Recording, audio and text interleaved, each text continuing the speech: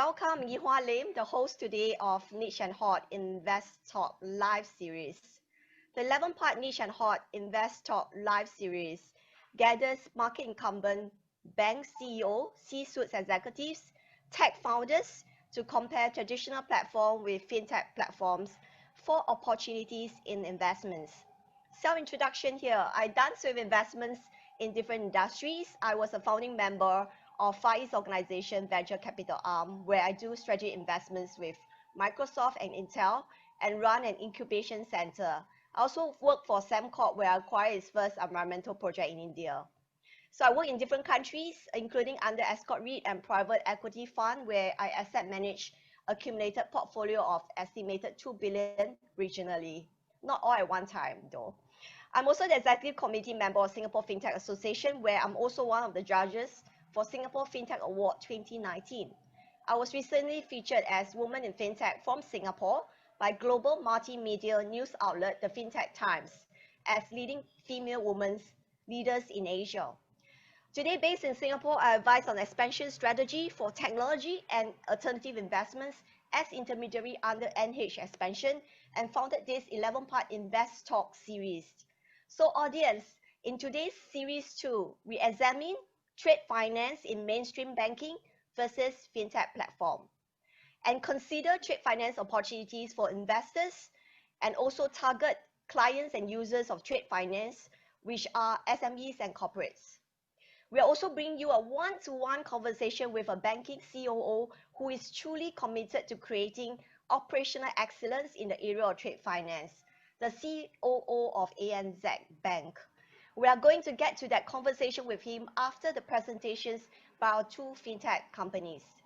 I'd like to thank our co-organizer, Bridge Plus, which is part of CapitaLand, as well as our supporting organizations, which are Singapore Fintech Association, Blockchain Association Singapore, and Singapore International Chamber of Commerce. Bridge Plus will be launching their first center in CBD of Singapore at 79 Robinson Road in December, which play host to the growing fintech community and would like to invite investors and fintech champions to join us in making Bridge Plus the home to the international fintech community. Before we get started, I have just a couple of housekeeping announcements to ensure you all enjoy the program. If you experience any difficulties with audio or video, try to refresh your browser or use the chat box for support. You'll be able to submit questions throughout, and we hope you do. Do include your name and company name so we can give you a shout out. Please engage with us on social media. We are having a conversation there as well. So join us using the hashtag Niche and Hot Invest Tech. Let me introduce you our two fintech founders now. Our first fintech founder is Calvin. He is selected as top 200 fintech influencers in Asia and was co-chairperson for the Marketplace Lending Sub-Committee of Singapore Fintech Association in 2018. He has spoken at major conferences such as Boao Hainan and Money 2020 and have been featured on Bloomberg and the Business Times. Prior to this, Calvin was a consulting professional at KKR, McKinsey, and Accenture. He graduated from Harvard Business School and NUS. Our second fintech speaker, Nick, is from Vanitus. He has 14 years experience in private equity, investment banking, and corporate strategy in diverse sectors across Southeast Asia. His expertise includes portfolio management and value creation at SME companies. At Vanitus, Nick runs the overall business operations and drives successful fundraising rounds, as well as forge strategic partnerships such as with Visa and Vertex Ventures. He's a regular speaker at FinTech and SME conferences. He's also the winner of Top 10 FinTech Leaders at Singapore FinTech Awards. Calvin, let's get started. Thanks a lot, Nihua. Honored to be here and great to be connecting to with everyone. So I just do a very quick presentation in terms of what Funding Society is and how do we really serve trade finance in Southeast Asia. So as a quick introduction, we are a 5-year-old fintech company in Southeast Asia with the mission of really helping SMEs to grow and scale. And that's why we call ourselves Funding Societies with the hope of really enabling societies across Southeast Asia. So I think launched in June 2015, we're currently the largest SME fintech lender in Southeast Asia. We're effectively a two-sided marketplace whereby on one hand, we really specialize in solving short-term working capital needs of the SMEs, which are oftentimes being neglected by traditional financial institutions. And a lot of the SMEs currently feel these short-term needs either based on from the 3Fs, i.e. friends, families, and fools, formal or informal money lenders, as well as personal credit cards. And where we really come in is to address these short-term working capital needs that SMEs typically have, serving SMEs as small as a sole proprietor, say on an e-commerce merchant, as an e-commerce merchant, all the way to a small listed company, say on SGX. And on the other hand, these short-term credits that we offer to the SMEs are offered as a form of short-term fixed income investments to both individuals as well as institutions. So as part of, just like when you lend money to a company or to an individual, you will get basically monthly interest as well as principal repayments. And typically our loans tenure or investment tenures are ranges from 1-2 months for invoice financing all the way to 6 to 12 months for regular term loans. And what really differentiates or attracts a lot of individuals as well as investors, institutions to come to invest on our platform is really the whole short-term liquid nature of these investments. So very seldom do you see any investment classes whereby you get a monthly repayment and your money is not locked in it's locked in for only a few months' time. And the minimum to start an investment is basically $1,000 to open up a bank account. And I think recently we've also reduced it further to $100 to make it easier and accessible to the public. So far we've been very fortunate to receive institutional investments on our platform from banks ranging from BRI all the way to in Indonesia, all the way to European banks, as well as Korean and Hong Kong asset management houses who have all been attracted to this asset class. And I think one misconception I would like to address is that oftentimes folks would see advertisements that, hey, invest on peer-to-peer lending platform or on fintech platform and you earn very high returns. But I think for us at Funding Societies, what we oftentimes share is that the target returns for, say, an individual Singapore investment is typically middle single digits to high single digit returns after defaults as well as after service fees. Because at the end of the day, if we make some investors really rich, I need to make some SMEs extremely poor. Hence, the returns oftentimes investors get is about mid to high single digits, but that's oftentimes extremely competitive compared to many other alternative other asset classes within the region. So currently we are licensed and operating in 3 countries, Singapore, Indonesia, as well as Malaysia, and we are on track to launch Thailand by the end of this year.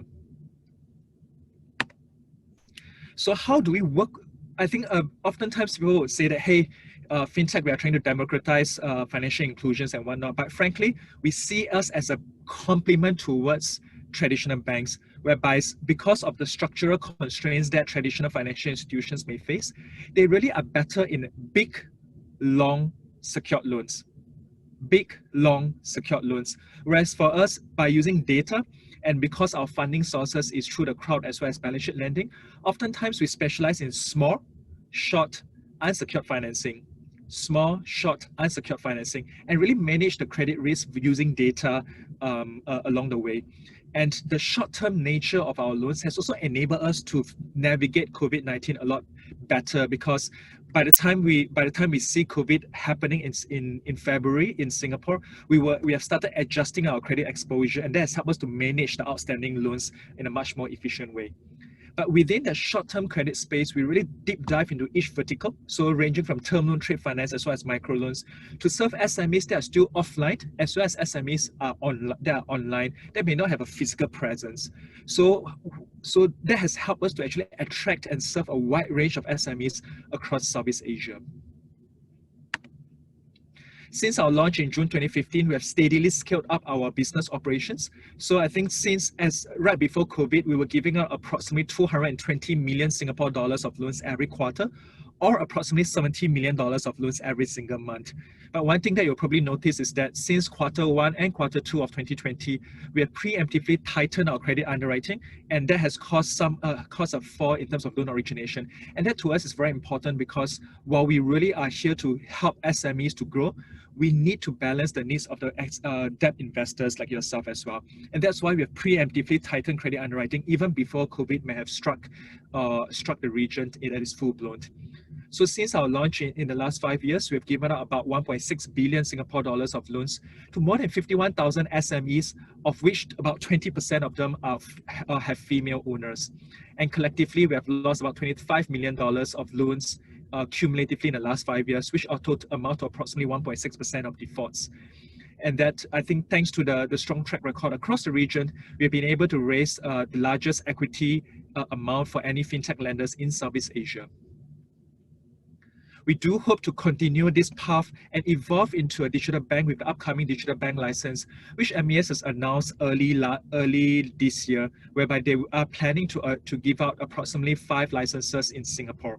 And recognizing that it is very important to combine both local knowledge when it comes to SMEs, as well as international technology, as well as capabilities, we have formed a consortium together with Singapore Powers, our state-owned utility company, so that we can reach SMEs in a very efficient way, as well as Xiaomi and AMTD, Xiaomi, the IoT and handset manufacturer, one of the biggest player in the world, as well as AMTD, a New York listed investment bank, to really form a consortium together so we can not just help SMEs in terms of the financing in Southeast Asia as well as Greater China, but hopefully over time empower SMEs in a more effective way by virtue of IoT.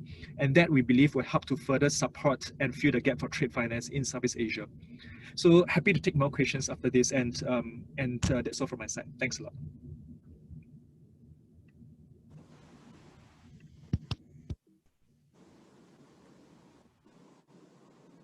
Nick, your turn.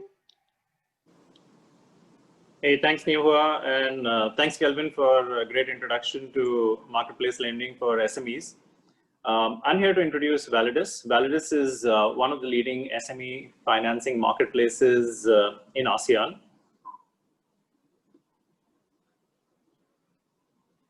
We have a footprint across 4 countries. We're live in Singapore, Vietnam, Indonesia, and setting up in Thailand, where we expect to go live before the end of the year. We are backed by a number of marquee investors, including Vertex Ventures and Vertex Growth Fund, which are part of Temasek Holdings. We have FMO, which is a development financial institution from Europe. We have other regional VCs and corporate venture arms like Open Space Ventures, the Rahmat family, Vina Capital from Vietnam, Ad Ventures from Thailand, K3 from Malaysia, and Cathay from Taiwan. Our model is similar to other marketplace lenders, elaborating on what Kelvin had recently explained, where we connect institutional investors with growing SMEs in the region. The primary difference being that we believe this is quite a complex asset class, and hence we restrict our investor base only to accredited investors, which can be high net worth individuals or institutions, the likes of family offices, hedge funds, banks, and other asset managers. Once we set about trying to crack the problem of how to get about SMEs, we found our niche along the way. So over the last 5 years, we focused on various ideas, and now we are mainly a supply chain financing platform. I think we encapsulate our strategy on this slide, where through the right shareholders and local partners, we form JVs across each of our operating markets, which allows us to partner with anchor large corporates. These could be, the likes of bellwether companies in Singapore, like SK Engineering, SMRT in Singapore. We have listed companies like NAF Foods, which focus on agriculture in Vietnam, as well as, large corporates like Triputra Group in Indonesia.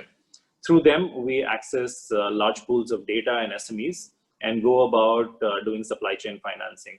In keeping with the spirit of fintech, we also partner with as many platforms as possible. These could be the likes of Xero, which is one of the largest accounting marketplaces, food distributors, food delivery platforms, and procurement platforms.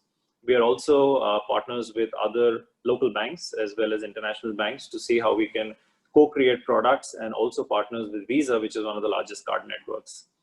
The idea is to get SME data, bundle all of it into a proprietary algorithm, which includes various modules from the industry to individual credit scores, roll it up, wrap an insurance cover around it, and then roll it out as a product to our accredited investors.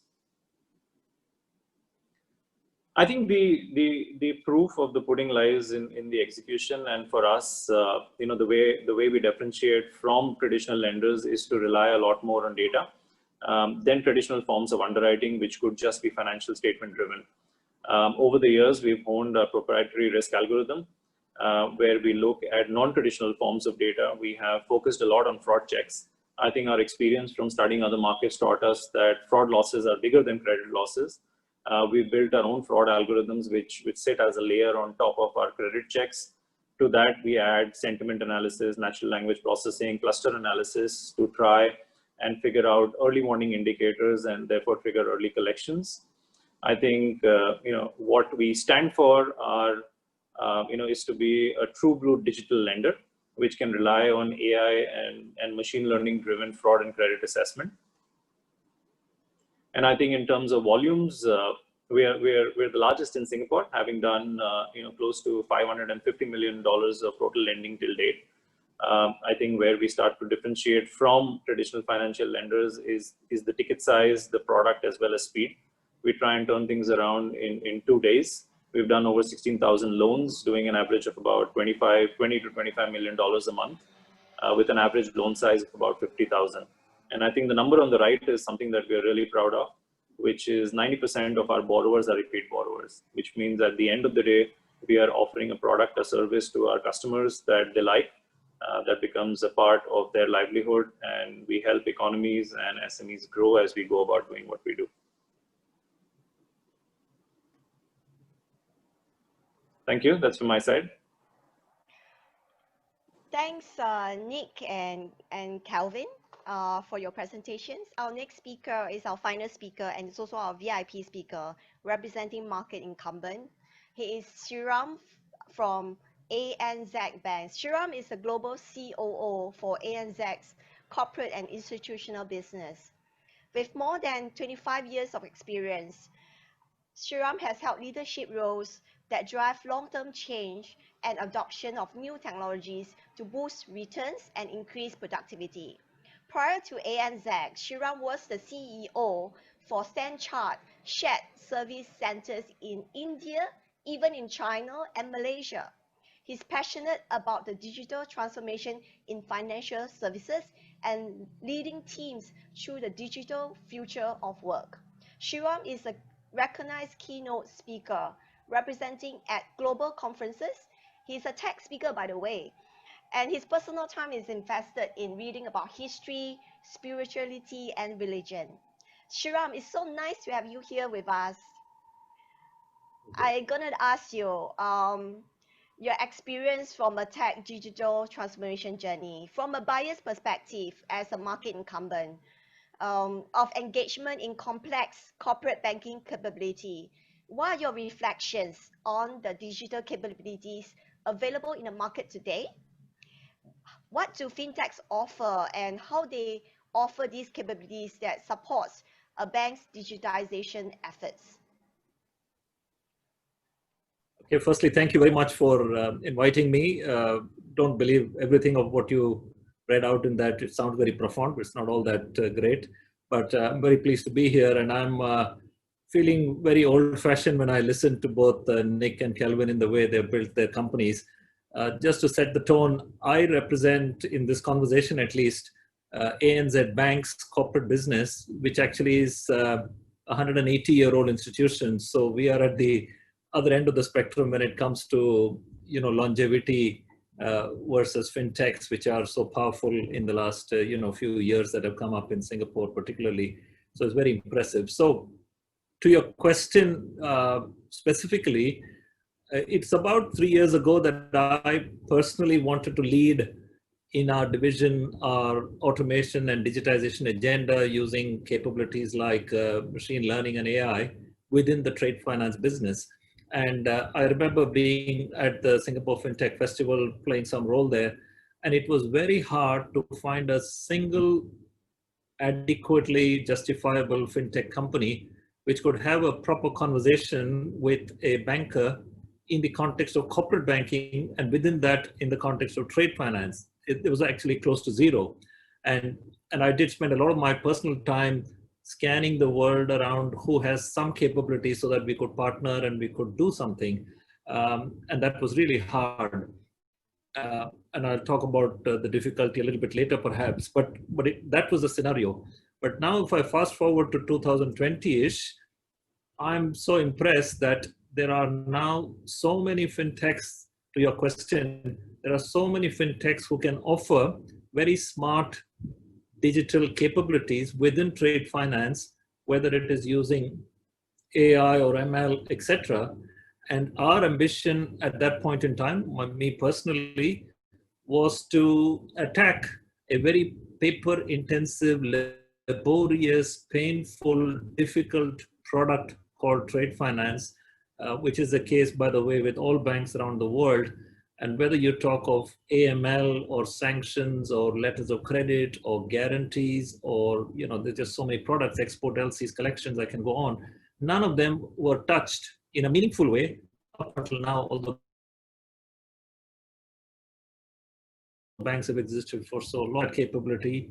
And I think banks like ours, which are so old and large and bureaucratic, have started to learn how to deal with fintechs who are smart, nimble, and as you can hear it from this presentation itself, and who can get the job done. So my view is we have come a long way as a bank, firstly in sourcing, secondly in motivating, and thirdly in implementing, in the way I see the maturity of the capability. And I feel like, I have this phrase within the bank, which we often say with my teams, which is minimum viable bureaucracy. It's only when you deal with fintechs can you be reminded of minimum viable bureaucracy. Dealing with banks can be quite hard. And so there's a give and take in this equation, where big banks are very good at certain things, but not so good at many things. And in fact, I remember one fintech, at least, company that we were dealing with. We had lots of negotiations, we had lots of discussions. And after 5-6 months, the CEO called me and he said, Sriram, I give up. I put up my hands. I cannot deal with your organization because it's just too hard. By the time we get approvals, we have burned so much cash. So we recognize the difficulty of dealing with, companies like ours, and we have changed our own way in the last 3 years to be able to partner more smartly with companies like fintechs whose own capabilities have grown in the recent past. So, when I reflect back to your question, to where we were as an industry to where we are now, including in this presentation, as you saw, it's mostly a 3-year-old story. It's quite mind-blowing, and I think it's very exciting, to be honest. Thank you, Sriram. I have a next questions for you. I can hear that when you deal with trade finance, you're trying to solve existing problems, which is paperwork within the trade finance industries.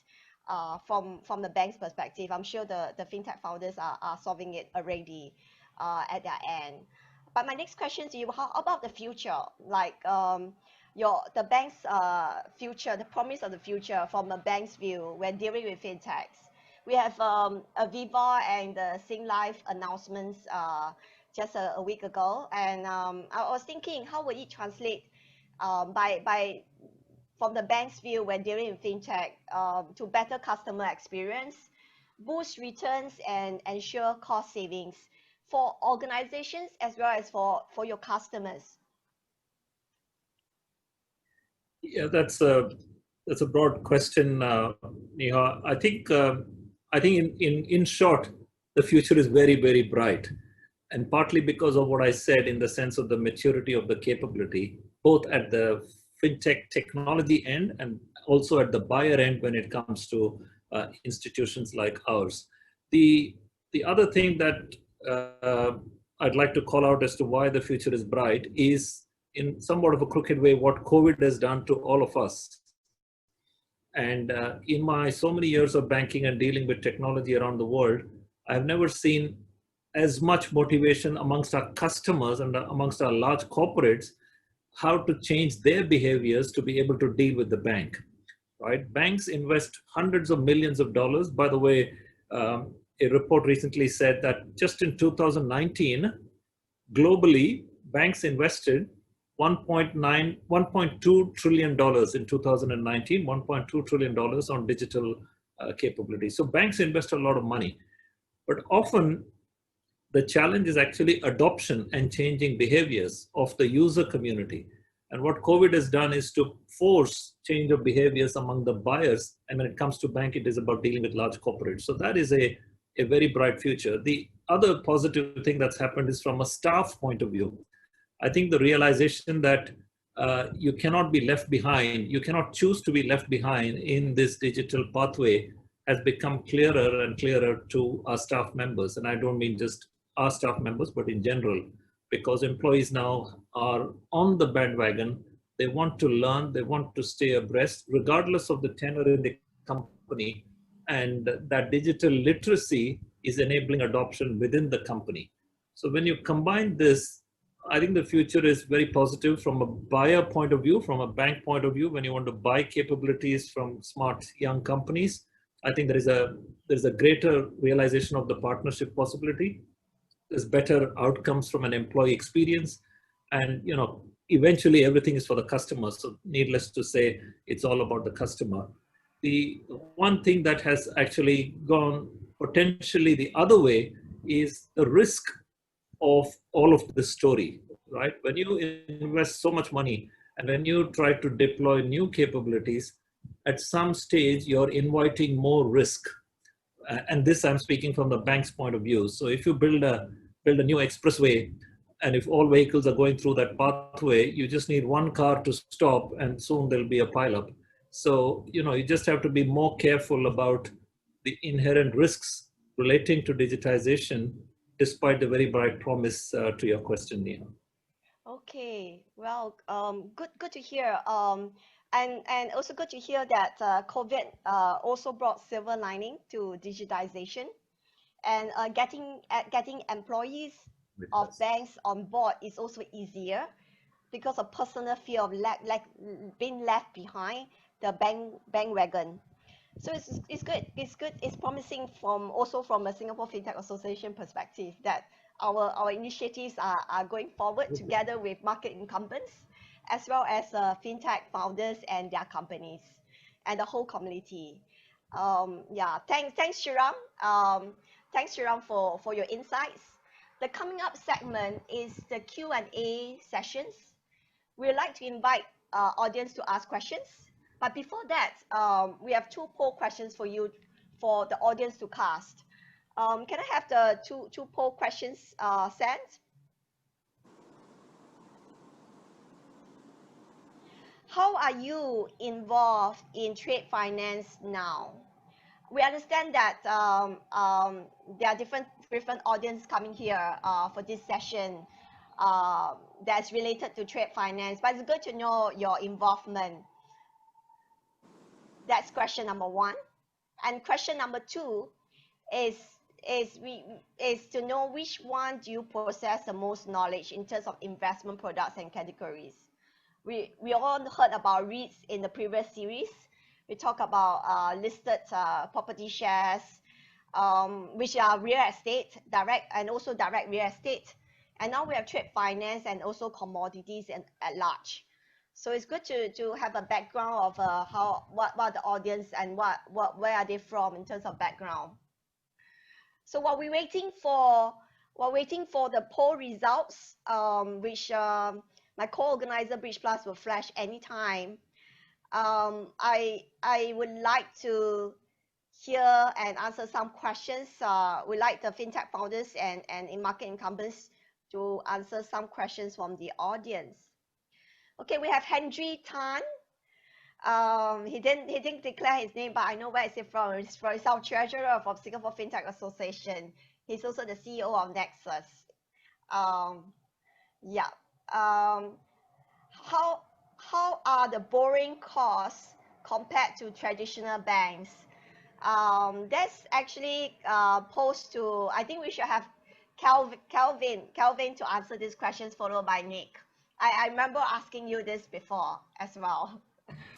Yeah, I think that's a very good question, right? That from a borrowing cost perspective, I think fintech lenders almost always will be more expensive than banks, primarily because our sources of funding is in a form of an in a form of an investment, whereas the bank's sources of funding is a form of deposits. And we just as banks are willing to offer you a 0.5% deposit and are still willing to put money at the bank, oftentimes it's impossible for any alternative investments and at a 0.5% return. Hence, from that perspective, because the cost of funds of fintech players are almost always higher than traditional banks, therefore it actually translates into a higher borrowing cost for the SMEs as well. And as it also ties into the whole perspective that fintech lenders are fundamentally working in complement with banks, not in competition. Because the structural constraints that a bank has versus what a fintech lenders have has naturally forced each of us to focus on our own area, whereby I think fintech lenders are good in small, short, unsecured, oftentimes frankly more pricey investment financing, whereas banks are good in big, long, secured, and oftentimes cheaper loans. Hence, as and when any of our borrowers can get a bank loan, we oftentimes refer them over to the banks. And it's also partly why we partner with quite a few banks, and we ourselves are applying for digital bank license, so that over time we can bring down our cost of fund and then pass on to the SMEs and serve more SMEs in Singapore and Southeast Asia. Okay, good. What about Nick? Sure, thanks. I think I agree with Kelvin that like for like, the cost of borrowing for fintechs is higher, but it's important to kind of delve deeper and look into what are we talking about. Most SMEs that we speak to do not have access to unsecured lending. Across ASEAN markets, ranging from Singapore to other countries, over 90% of all loans are collateralized. So as an SME, you are getting either no unsecured monies from the banks, or you're getting a very small limit, which is not enough for your business needs. And therefore, most SMEs are forced to look at non-traditional forms of financing, which could be money lenders, friends and family, loan sharks. So when we compare to the broad market, I think fintechs are quite competitively priced. Our entry price in Singapore for supply chain financing through our anchor partners is as low as 6 to 7% annualized, which we think is quite competitive. But yes, I think in our journey of evolution, we are just climbing the money ladder, where we are today talking to alternative asset managers, but in future we'll have banks who can partner with us. We can look at insurance, we can look at larger endowment funds, and keep bringing our cost of capital down to pass these benefits to the SMEs. Thanks, Vic. Okay, thanks, Vic, for answering. I think with a bit more risk, the fintechs will expect more returns, and it's also a channel. Fintech channels is actually expanded the channels for SMEs in Singapore. So amount of costs that SMEs have to face is actually quite fair, and it seems that the cost is dropping, especially with a bigger pool of economies of scale through digital banking license. Especially if we wish you good luck for funding society. I hope you keep your promise and giving us the lower rates for SME when you do get your license. And also thanks, Nick, for giving more avenues to trade finance. So let's see the results before we answer the next question. We have, how are you involved in trade finance now? Actually, over 50% of people are not involved in trade finance. So it's good that we have inquisitive investors and family office here. It looks trying to get into this sector. Trade finance investors 18%, trade finance banking clients 18%. So Shriram has 18% of fan club here. Non-banking SME client is 14%. So it's a fairly of those who are in the trade finance, is actually 1/3 each, very well distributed. Second question, out of the 4 investment products, which one do you possess the most knowledge? Public listed shares, which is inspected, half of them. 32% is real estate and trade finance. And then 14, how does the number works? The number is a bit weird here. 30 doesn't add up using my arithmetical max. Yeah, but anyhow, if you see the relative figures, it's the same for real estate and trade finance. and none of the above. 14, I think you need to do something about your investment fund if you don't do any of the possess the knowledge of them. So thanks. Let's go to the next question from Mike Anderson. His question is, where do the panelists think about tokenization of trade finance debts? Nick, what do you think? This is a tricky one. We've obviously looked at tokenization and blockchain. I think for our niche little model, it doesn't fit very well because we are mainly doing 3-month loans. I think the benefit of tokenization or blockchain can be two-part for us. Either it can be traceability of origin of the debt so that it is completely undisputed. And the second is, of course, if this is a loan that is looking to be securitized or sold down. The second doesn't apply to us. For the first one, what we've realized is that we are not the owners of the asset. So this has to start somewhere at the top. As a large corporation, who is accepting an invoice, they are the ones who have to embrace tokenization or blockchain, and then we can be the ones who can then adopt it, take it to the next mile, bringing the cost of lending down. So I think to summarize, we would love to be participants in this journey, but it's very difficult for a fintech to be the initiator of the blockchain journey here. I might add, if it's of interest, it's not less about tokenization, more about blockchain and trade finance from the way we have got some experience, which is actually not so positive. And by that, I mean that the difficulty of the platform of blockchain as opposed to tokens is the fact that you need many, many participants around the world to be able to participate, even if you build a very smart chain, as it were. And so there are sporadic, episodic, anecdotes here and there, but they are not of any scale, of any meaningful size around the world amongst even the biggest banks. But one of the things we have just started to look at is, as opposed to having to engage the ecosystem on trade finance using blockchain, we're trying to do a few things internally for doing business within the bank, because the banks are big and there are many parties even within the organization. And there, for example, we just almost piloted, we did pilot a risk participation process within trade finance where many parties are involved, and we try and put that all onto a chain so that we avoid the need for reconciliation and we avoid multiple bookings. So early days, but the promise hasn't frankly kept up to pace in the context of what was being discussed, say, 3 years ago. Concur, it has not made offerings faster, cheaper, better to the customers. Hence, we have studied it but not explored it as well. Okay, it seems that not every part of the banks or the SMEs fintech journey should involve tokenization, unless it's on a need basis, and there's economics of scale, and the process and has to allow that. It's not a blind process for digitization. It's a conscious and eye-open journey for everyone.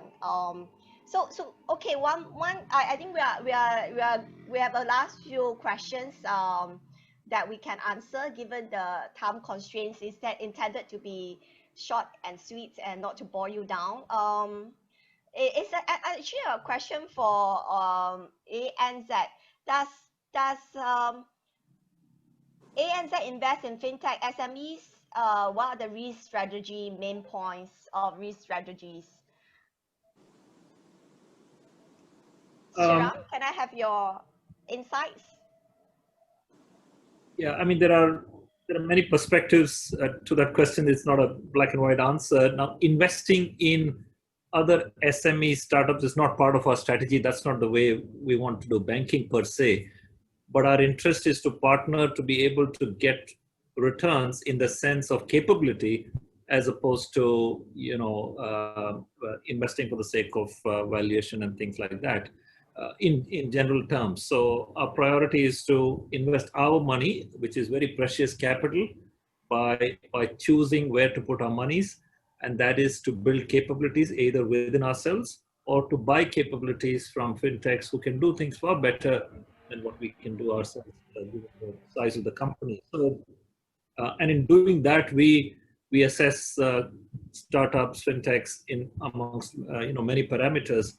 One of which, of course, I might add quickly is I get disturbed when I'm often told that we can set up this POC within 3 weeks and 4 weeks. And the moment I hear that, I get very worried because we are a 180-year-old bank. I'm in no hurry. I don't want to do anything in 4 weeks or 5 weeks. It has to last for 40 years or 30 years or 4 years. I'm just making it up. But the point is, the speed is interesting, but when you build something, it has to last, and therefore, it worries me. And often I hear the phrase POC, and I push back and I say it has long been proven. It is no longer a proof of concept. The concept has been long proven. We just need to get into implementation mode, which can be sustainable. And COVID has taught us that there's no point in deploying something if it is not resilient. So it has to be resilient across different countries, regardless of the challenges in the ecosystem. So those things are relatively more important than a perspective, strategically, debatable perspective that you just want to invest in fintechs. If that's this is just my view from a limited point of view. That doesn't mean this is the banking industry's view, by the way. Actually, Nihua, if I can just jump on a quick question to add on to what Sriram has said, and the question is directed to Sriram, right? How do you navigate the bank for a partnership conversation? In any specific lessons or for fintech player? Oh, that's a very good question, Kelvin. I think like anything, there has to be a meeting point. So starting with, at the end of the day, we have to acknowledge that banks are large beasts, generally speaking. So it is advisable to talk their language in the way it connects with this alignment of strategy as to why is it this conversation is taking place in the first instance, right? So for example, if you're talking of SMEs, then it's very important to understand what does SME as a business strategy, what role it plays in the bank's overall strategy within that division and within the whole bank. So a deeper understanding as opposed to a piece of a capability or a platform or a process or an automation. So I'm trying to lift it at a strategic alignment level. The second is about the quality of the conversation and the language with which you kind of want to offer your capability. And I'd say the third is sustainability, and the fourth is risk, in the sense of managing risk, right? If these four can come together, then most banks, generally speaking, would want to have a solid conversation about. Okay, thanks to everyone. We can only do two questions more in view of time. One is reserved from the organization, which is myself. But let me answer Professor Eddie Cole's question first. Do you see government playing a role in helping facilitate trade finance the new economy way? What role would that entail? I think the fintech. What about Nick? Nick has always feedback me about what government can do and how SFA can help. So now it's your chance. Yeah, I think I have very strong opinions on this one. Yes, I know. Yeah. Singapore is a unique market where three large banks control 90% of the market share. Sriram very interestingly mentioned that ANZ has a history of 180 years. So I was just doing the math. We are about 1,800 days old. So there is obviously a very big difference in vintage and longevity, but we don't have the luxury of historical data of a sound backing. Yet we are diving in trying to solve a problem, and this is where we need the government to do a few things for us, which is we don't ask for a level playing field, but we do ask for some sort of assistance. What does a fintech want? A fintech wants access to customers and access to data so that we can service those customers.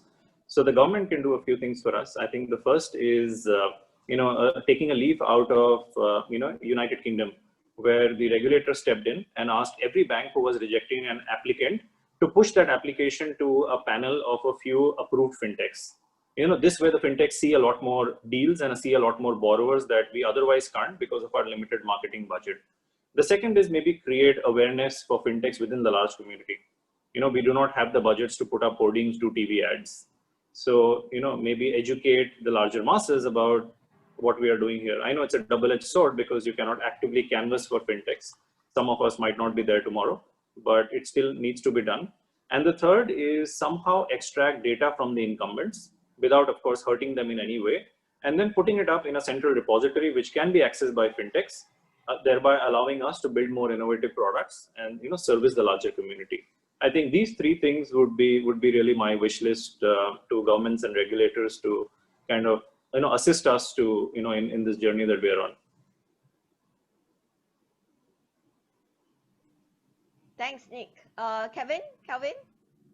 So I think completely agree and spot on what will drive changes. And I think on one hand, I think interestingly, we see some of the neighboring countries, the governments are actually working a lot closer and faster with fintech players.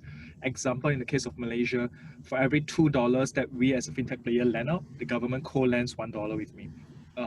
So, and in the case of Indonesia, interestingly, we are crowdfunding government bonds as well as other government supports, right? So, but having said that, I think it's easy to push and ask and request some of these things. But if I also put myself into the regulator's shoes, is that I think Singapore prides itself as a stable financial hub.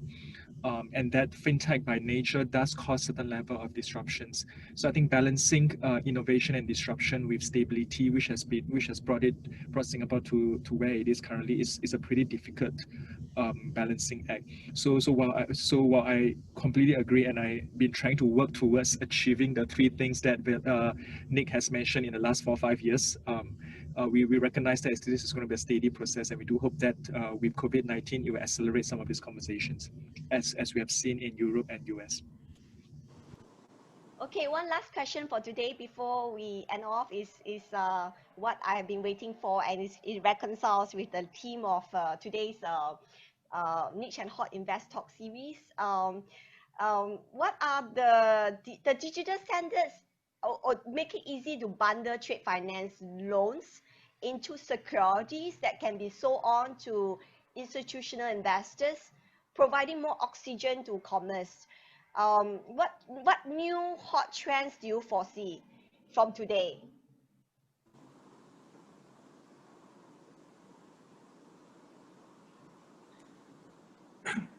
I think this is an interesting one.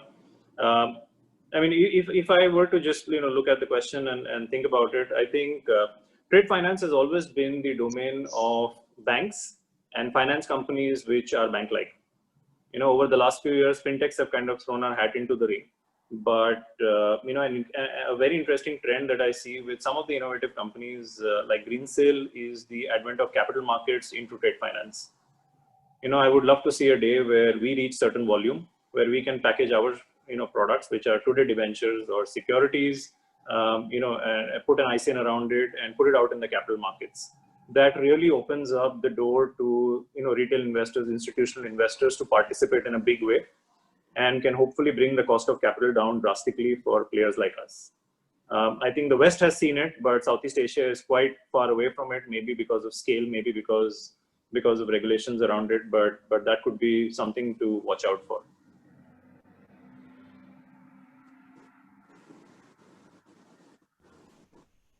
So I do perhaps from Funding Society's view, 2-3 things that are perhaps the trend of the time, right? I think the increased digitalization has also prompted adoption of certain softwares for the SMEs.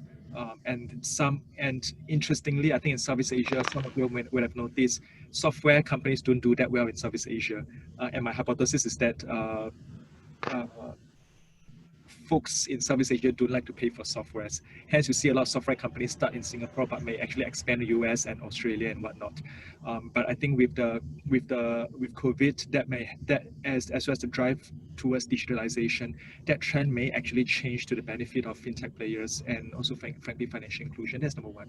Number two is that my sense is there could be, as the market recovers in 2021 post-COVID, we do expect that there will be increase in trade within intra-region trade due to the recent trade war, and we do hope that by virtue, as fintech players become more mature by then, which as most of us will be around 5-6 years old, we will actually be capable of managing cross-border trade, not just domestic trade.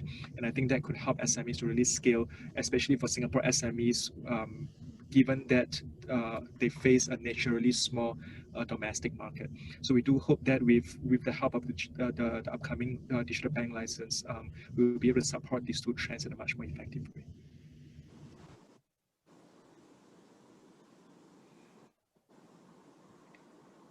So thanks Kevin and Nick for the last question, so answering the last question, and thanks.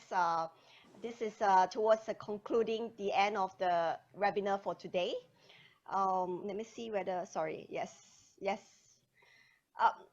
We look forward you to join us for a future Niche and Hot Invest Talk series in the following months, and finally to meet you in person at Bridge Plus at 79 Robinson Road, CapitaLand's new flagship building due to be open in December 2020. As the space ability is restricted during COVID-19, priority will be given to those who attend all the series prior. Bridge Plus is a community and co-working platform of CapitaLand with focus on building communities and tribes and flexible workspaces across Singapore, China, and India. Thanks all supporting organizations. Thank you, Sriram, for accepting our invitation to be our VIP speaker. I'm sure the audience benefit from your digital transformation experience and wisdom. Honored that we have a tech speaker for the first time, Chu Sriram. And thanks also to our promising and established fintech founders, Calvin and Nick from Funding Society and Vanitas.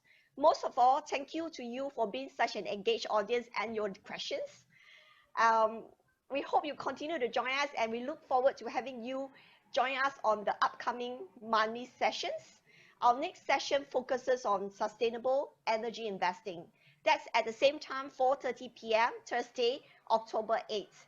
Do rate the speakers before you log off. We need your feedback and the sessions, and also goodbye.